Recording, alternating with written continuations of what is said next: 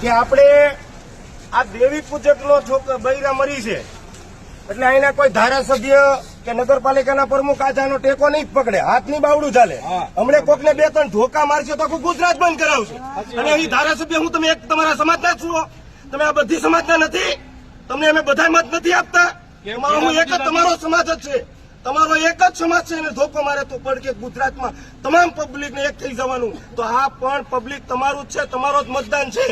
તો આજ આપ રોવે છે, 3-3 દીથા રોવે છે. આની પડકે કોઈ તમારો ધારાસભ્ય અમરેલી જિલ્લાનો કોઈ ધારાસભ્ય પડકે આવીને ઉભો નથી રહેતો કે નગરપાલિકાનો પ્રમુખ ને ઉભો રહેતો. અને મત જયારે જોતા હોય ત્યારે એમ કે બાપા હું મત આપજો, હું તમારા પગ ઝાલીશ એમ. તો જયારે બગદાણાની અંદર બનાવ બન્યો છે, અમે ત્યાંથી ત્રાહી ગયા છીએ કે બગદાણાની અંદર જે બનાવ બન્યો છે તો એના એક સમાજની માથે ઘાત થયો છે, તો બધો એનો સમાજની પાછળ ઉભો રહ્યો.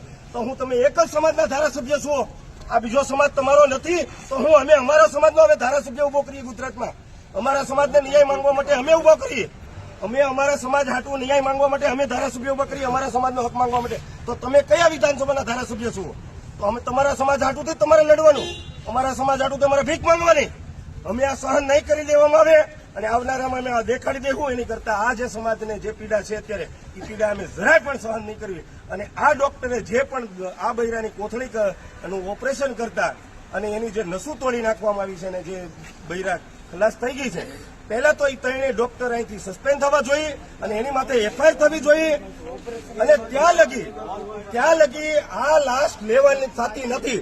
એ મરી ગઈ પણ પાછળની કયક બૈરાઓને સુખી કરી દેવાની છે, પણ આ લાશ લેવાની થતી નથી. અને આ શાંતાબા જનરલ જે હોસ્પિટલ અમરેલીનું જે સરકારી હોસ્પિટલ છે તો બધાયના માટે છે. આજ પીએમ કરવા માટે ભાવનગર જવું પડતું હોય તો અમારે બધાને એમણે ફાફા દબાના. પણ આ બગદાણાનો શબ્દ અમે હવે સહન નહીં કરી લેવી. કારણ કે તમે એક તમારા સમાજ હાટુથી, તમે આખા એક ખોટી હાટુથી તો અવડી બૈરા 5-5 બાળકો કેટલા મર્યા? 6 જણા મર્યા. એક બૈરા પાછળ 5 બાળક મર્યા આની પાછળ.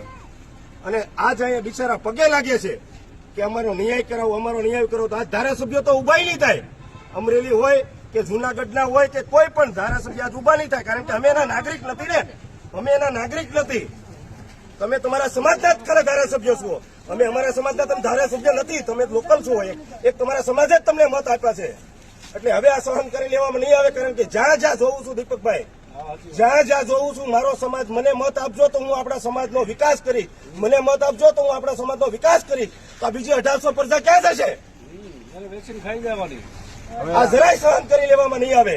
અને આ અમરેલી જનરલ હોસ્પિટલ અને આજે અહીંયા બંધ કરવો પડે તો બારણા બંધ કરી દેવાના, હુડિયો કરવો પડે તો હુડિયો, જેલમાં જવું પડે તો જેલમાં જવાની તૈયારીમાં છીએ. આજે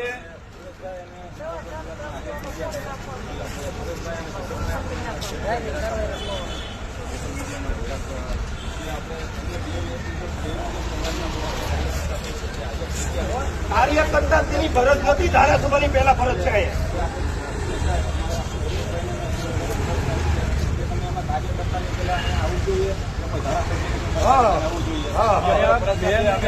અમરેલીના ધારાસભ્ય હોય કે અહીંયા સાંસદ હોય, આ મુદ્દો એને ધ્યાને